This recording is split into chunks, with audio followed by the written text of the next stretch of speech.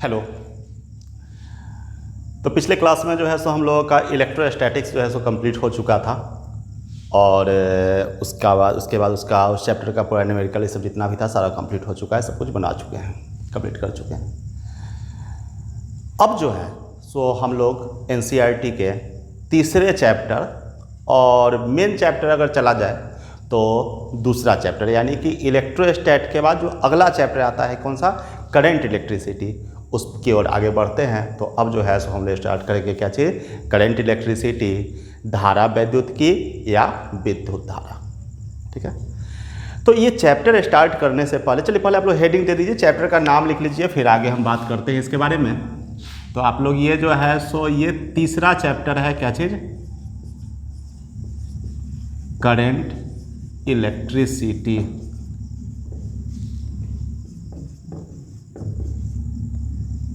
Current electricity, विद्युत धारा या धारा वैद्युत की। वैसे इसका जो नाम होगा सो धारा वैद्युत की होगा, लेकिन एनसीईआरटी में लिखा हुआ है विद्युत धारा। चलिए, तो तीसरा चैप्टर आप लोग हेडिंग दे दीजिएगा, तीसरा चैप्टर लिखिएगा, कॉपी पे जल्दी से निकाल लीजिए, कॉपी पे सब निकालिए और अब जो है सो एक नए रूप में पढ़ना शुरू कीजिए। अब कोशिश करेंगे कि सिस्टमेटिक अब क्लास चले। तो ये जो है सो तीसरा चैप्टर करंट इलेक्ट्रिसिटी, धारा वैद्युत की, आप लोग कॉपी को पेन निकालिए और इसको हेडिंग दीजिए। चलिए, अब जो है सो करंट इलेक्ट्रिसिटी आखिर है क्या चीज़, इसको पहले हम लोग समझेंगे। ठीक है, करंट इलेक्ट्रिसिटी कहाँ से आया, करंट यानी कि धारा। धारा शब्द आप लोग जान रहे होंगे, धारा शब्द नदी में पानी का धारा, धारा शब्द तो पहले से परिचित है, कोई नया शब्द है नहीं। जो करंट शब्द आते ही हमारे दिमाग में आता है कि जो बिजली, विद्युत नहीं, ठीक है बिजली है, लेकिन ये धारा शब्द से तो परिचित हैं, पानी का धारा, पानी का प्रवाह। ठीक है, तो उसी तरह से वही जो धारा वहाँ पर पानी के लिए हम लोग इस्तेमाल करते हैं, प्रवाह के लिए इस्तेमाल करते हैं, जल के लिए इस्तेमाल करते हैं, वही धारा यहाँ पर भी है, यहाँ भी प्रवाह हो रहा है। तो प्रवाह यानी कि बहना, हवा का प्रवाह, हवा का धारा प्रवाह कह सकते हैं। तो प्रवाह का अर्थ ही होता है बहना, कोई चीज फ्लो कर रहा है, बह रहा है, प्रवाहित हो रही है। तो वहां पर पानी के सेंस में प्रवाह क्या चीज हो रहा है, पानी हो रहा है, उसका फ्लो हो रहा है।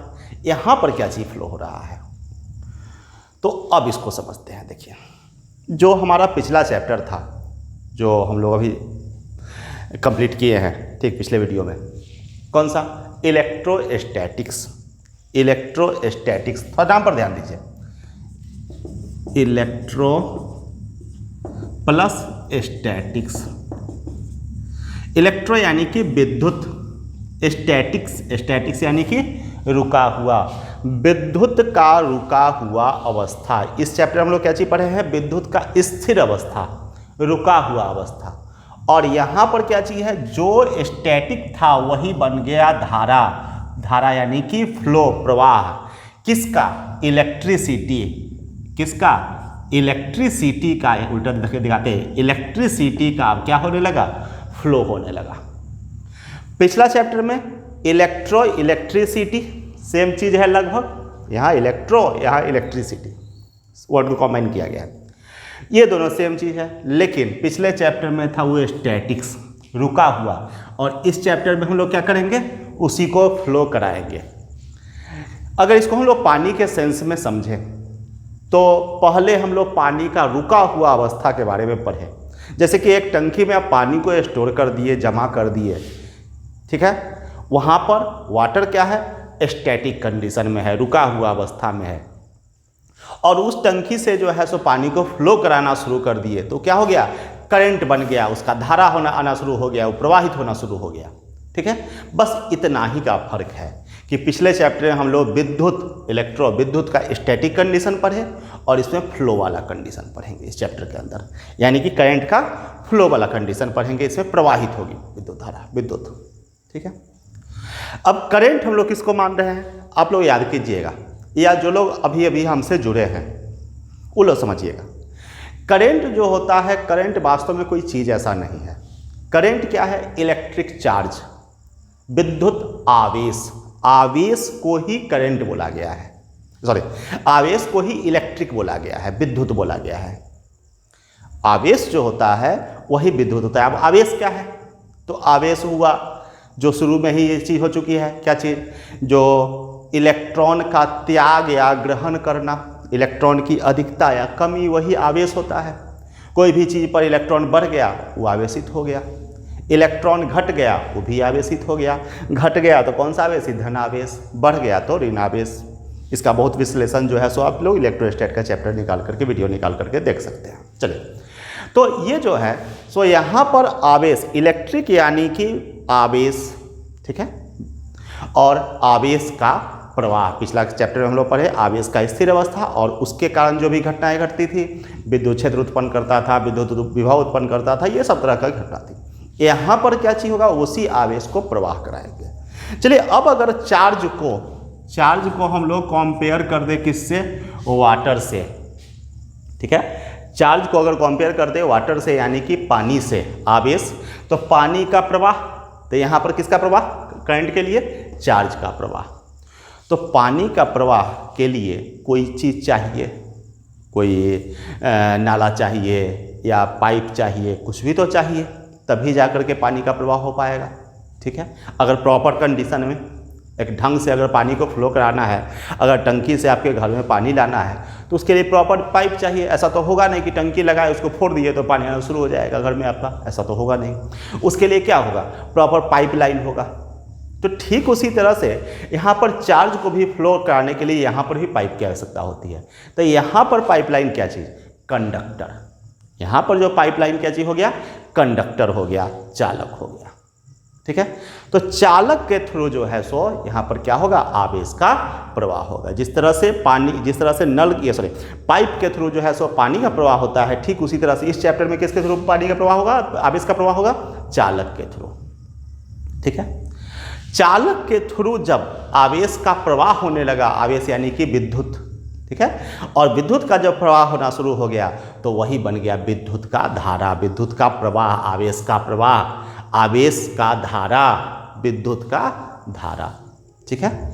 और हम लोग नल लगाते हैं, जहाँ से हम लोग यूज करना शुरू कर देते हैं, ठीक उसी तरह से इसमें भी होता है। नल का काम क्या है? पानी को कंट्रोल करना, कम ज़्यादा जो भी हो। ठीक उसी तरह से इसमें क्या होता है? स्विच काम करता है, आउटपुट मिलता है, आउटपुट के रूप में हम लोग क्या मिलता है? लाइट फैन जलता है। ये हुआ आपका करंट। इसका कुछ बैकग्राउंड भी है, लंबा चौड़ा कुछ हिस्ट्री है। शुरुआती समय में ऐसा माना जाता था कि जो मछली के कुछ ऐसी मछली थी जिसमें जो है सो जिसमें जो है सो जिसको छूने पर कुछ झटका ऐसा महसूस होता था। उसके बाद फिर बेंजामिन फ्रैंकलिन बादल में जो है सो बिजली का, वहाँ पर बादल से बिजली को, आवेश को लाए, धरती पर लाए।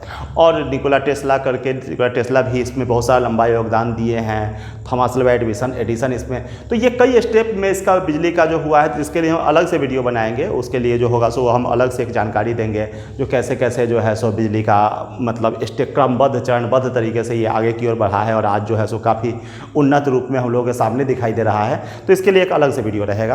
फिलहाल अभी हम सिलेबस की बात करते हैं, वो सब सिलेबस का हिस्सा नहीं है। हम लोग को सिलेबस से सिर्फ पढ़ना है क्या चीज़?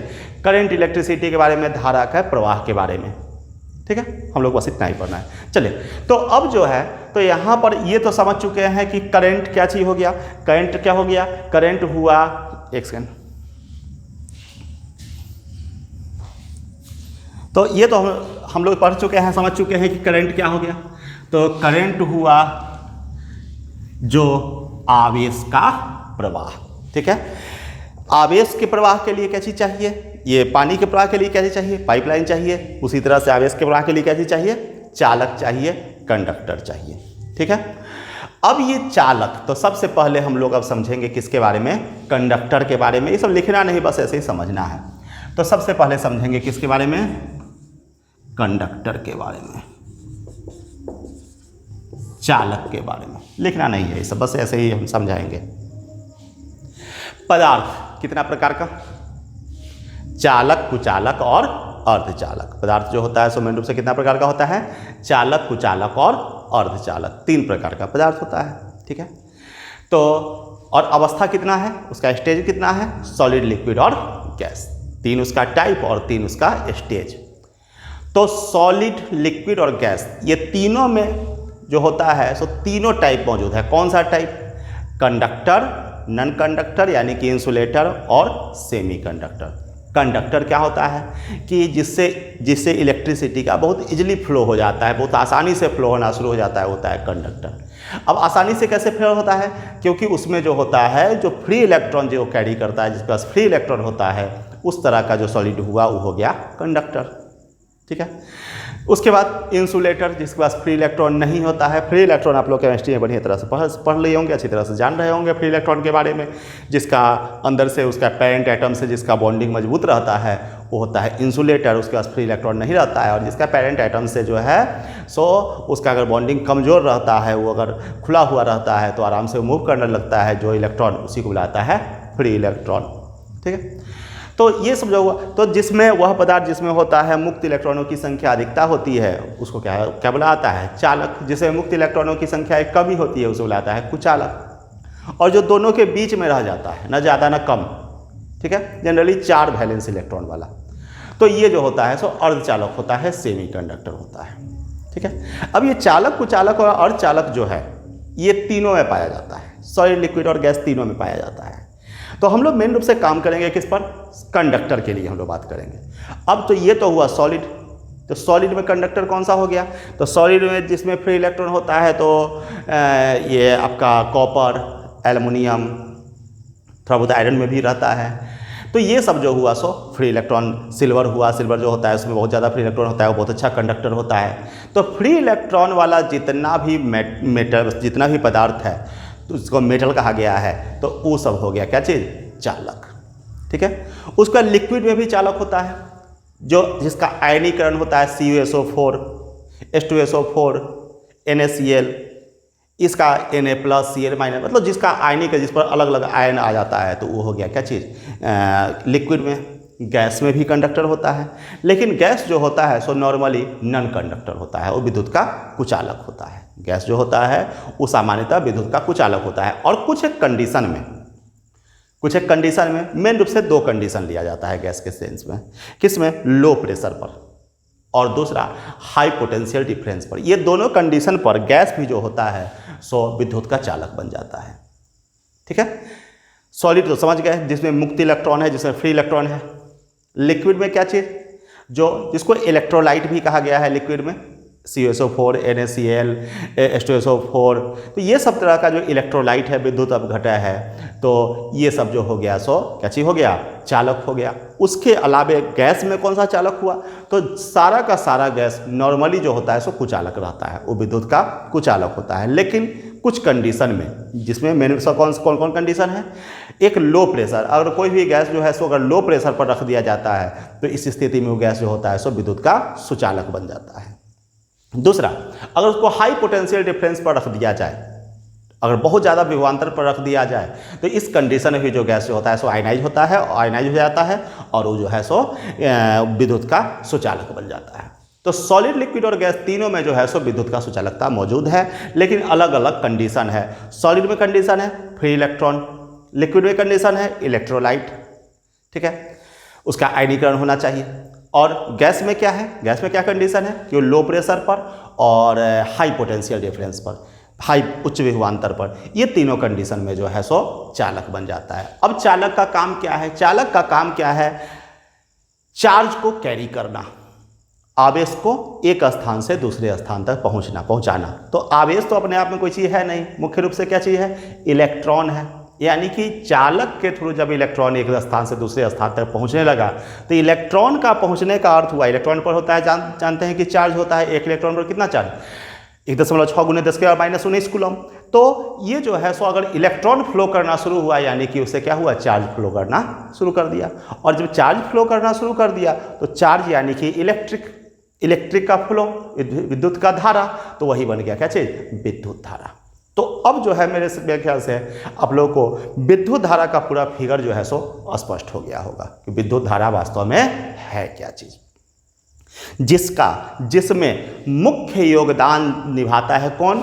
कंडक्टर सबसे मुख्य योगदान निभाता है करंट को एक स्थान से दूसरे स्थान तक ले जाने के लिए मुख्य योगदान निभाता है कौन सा?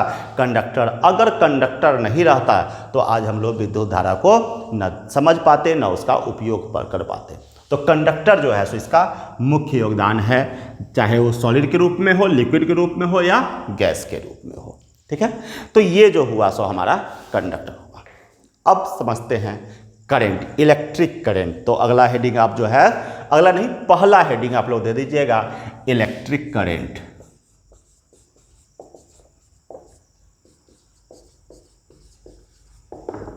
विद्युत धारा। तो सबसे पहला हेडिंग दे दीजिए इलेक्ट्रिक करंट, विद्युत धारा। अब क्या चीज है? विद्युत धारा के बारे में आप लोग समझ चुके हैं कि कोई भी कंडक्टर, ये एक कंडक्टर है, चालक है, ठीक है, इससे क्या चीज पास होगा? इलेक्ट्रॉन पास होगा। कैसे पास होगा? अगला एक वीडियो के बाद जो है सो एक वीडियो के बाद जो है सो इसका कारण आप लोगों को पता चल जाएगा। चलिए सॉरी। तो ये जो है इससे इलेक्ट्रॉन फ्लो हुआ, इलेक्ट्रॉन फ्लो हुआ, इसका अर्थ हुआ क्या चीज? यहां से क्या चीज फ्लो हो रहा है? चार्ज फ्लो हो रहा है। तो अगर जो है, अब इसको दूसरा ढंग से देखते हैं, एक पाइप लाइन है, एक पाइप है जहां से क्या चीज फ्लो हो रहा है? पानी फ्लो हो रहा है। अगर ये पाइप लाइन्स के यहां पर, जहां से ये जो क्रॉस सेक्शनल एरिया है, अनुप्रस्थ काट का क्षेत्रफल है, जैसे कि मान लेते हैं ये पाइप है, तो ये हो गया इसका मुंह, अनुप्रस्थ काट का क्षेत्रफल। तो यहां से अगर मान लीजिए कोई पाइप से एक सेकेंड में 2 लीटर पानी आ रहा है, ठीक है, 1 सेकेंड में 2 लीटर पानी फ्लो किया। एक दूसरा पाइप है जिसमें 1 सेकेंड में जो है सो ये मान लेते हैं 5 लीटर पानी फ्लो किया। ठीक है, बाद में एक एग्जांपल दे रहे हैं। इसमें कितना हुआ पर सेकेंड? कितना हुआ पर सेकेंड? यहाँ पर 2 लीटर पानी फ्लो हो रहा है, यहाँ पर कितना हो रहा है पर सेकेंड? 5 लीटर पानी फ्लो हो रहा है। आप क्या कहेंगे कि आप, जाहिर सी बात है, आप कहेंगे कि इसमें पानी का जो फ्लो है, प्रवाह है, वो क्या है? ज़्यादा है, ज़्यादा इसमें तेजी से पानी फ्लो हो रहा है। और इसमें क्या कहेंगे? इसमें पानी जो है सो धीरे धीरे फ्लो हो रहा है। आप कैसे अंदाजा लगाए? आप पर सेकेंड कितना लीटर पानी फ्लो हो रहा है, आप उसके अकॉर्डिंग जो है सो आप लोग ये अंदाजा लगा लिए कि इसमें फ्लो रेट ज़्यादा है और इसमें फ्लो रेट जो है सो कम है। ठीक उसी तरह से ये एक कंडक्टर है जहां से इलेक्ट्रॉन पास हो रहा है, चार्ज पास हो रहा है। तो पर सेकेंड, अगर 1 सेकेंड में जितना ज़्यादा इलेक्ट्रॉन पास हो जाएगा, यानी कि चार्ज पास हो जाएगा, करंट क्या होगा? उसका फ्लो रेट क्या होगा? उतना ज़्यादा होगा। तो बिल्कुल इसी तरह से डिफाइंड किया गया है इसको, इलेक्ट्रिक करंट को, विद्युत धारा को। क्या चीज़? कि कोई भी चालक से प्रति इकाई समय में प्रवाहित हो रहे आवेश को क्या चीज कहते हैं? विद्युत धारा कहते हैं। ठीक है, कोई भी चालक से प्रति सेकेंड में प्रवाहित हो रहे आवेश को विद्युत धारा कहते हैं। कि प्रति सेकेंड चालक के किधर से? किससे? अनुप्रस्थ काट के क्षेत्रफल से, यानी कि उसका जो सामने का जो हिस्सा है उससे प्रवाहित हो रहे आवेश को क्या कहते हैं? विद्युत धारा कहते हैं। तो उसका पहले आप लोग डिफिनेशन लिख दीजिए, फिर आगे बात करते हैं।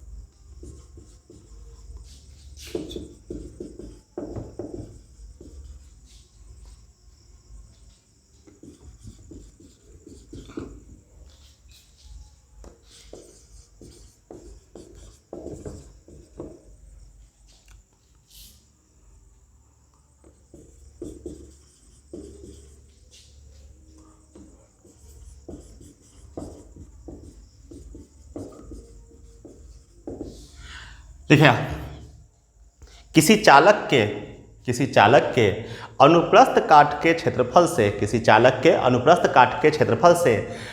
प्रति इकाई समय में, किसी चालक के अनुप्रस्थ काट के क्षेत्रफल से प्रति इकाई समय में प्रवाहित हो रहे आवेश को विद्युत धारा कहते हैं। किसी से क्या आता है? आई से। इट इज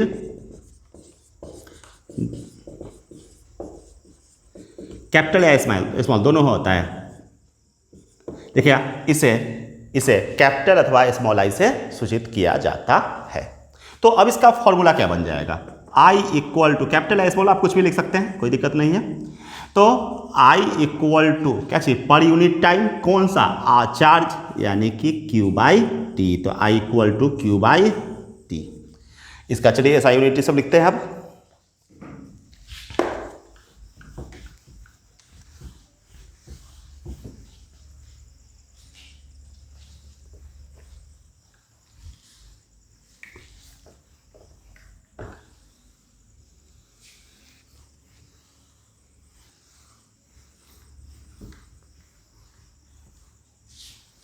चले तो अब जो है सो इसका ऐसा यूनिट आता है I equal to Q by T.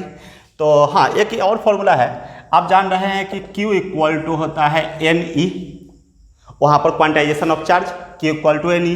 तो I इक्वल टू एक तो Q बाई टी तो है ही, जिसको आप एन ई बाई टी भी लिख सकते हैं। एन ई यानी कि एन यानी कि नंबर ऑफ इलेक्ट्रॉन और ई यानी कि एक इलेक्ट्रॉन का चार्ज। चलिए अब इसका ऐसा यूनिट लिखते हैं,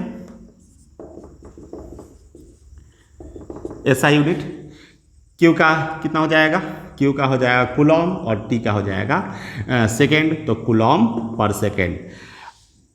पहले बतला चुके हैं इससे पहले यूनिट एंड डायमेंशन में ही कि ये जो होता है इलेक्ट्रिक करंट जो है सो अपने आप में एक फंडामेंटल क्वांटिटी है, मूल भौतिक राशि है, जिसका यूनिट क्या होता है, एम्पियर, इसलिए इसको आप लिख सकते हैं एम्पियर। चले इसका डायमेंशन, चूंकि अपने आप में फंडामेंटल क्वांटिटी है इसलिए हमको डायमेंशन खोजने की भी आवश्यकता नहीं है, इसका डायमेंशन हो जाएगा कैपिटल ए। कभी कभी जो है कुछ बुक में या कभी कभी एग्जाम के क्वेश्चन पेपर में इसको कैपिटल आई से भी इसका यूज किया जाता है डायमेंशन के रूप में। उसके बाद ये जो है सो स्केलर क्वांटिटी है, बतलाते हैं इसके बारे में।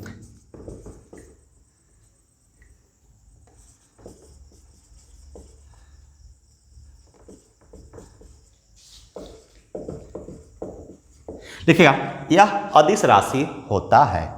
देखिए हम लोग डिफिनेशन पढ़े हैं क्या चीज़ सदिश राशि का, क्या चीज़ कि वह भौतिक राशि जिसमें परिमाण और दिशा होता है उसे सदिश राशि कहते हैं, और जिसमें सिर्फ परिमाण होता है उसे अदिश राशि कहते हैं। विद्युत धारा एक ऐसा चीज़ है जिसमें परिमाण भी है और दिशा भी है, मैग्नीट्यूड भी है और डायरेक्शन भी है, लेकिन फिर भी ये जो है सो अदिश राशि है, स्केलर क्वांटिटी है। इसका मुख्य कारण ये है कि ये जो है सो सदिश के नियम का पालन नहीं करता है। जो वेक्टर क्वांटिटी का जो कुछ नियम है अपना, उस नियम का ये पालन नहीं करता है, इसी कारण से ये कौन सा है, ये स्केलर क्वांटिटी हुआ, एक एक्सेप्शन है और अपवाद है। ठीक है, तो लिख दीजिएगा यह अदिश राशि होता है। ठीक है, अब जो है इस पर कुछ न्यूमेरिकल है और टाइप है, तो न्यूमेरिकल और टाइप जो है ये दोनों मिला करके हम बतलाएंगे किसमें, अगले वीडियो में। ठीक है, तो मिलते हैं हम अगले वीडियो में।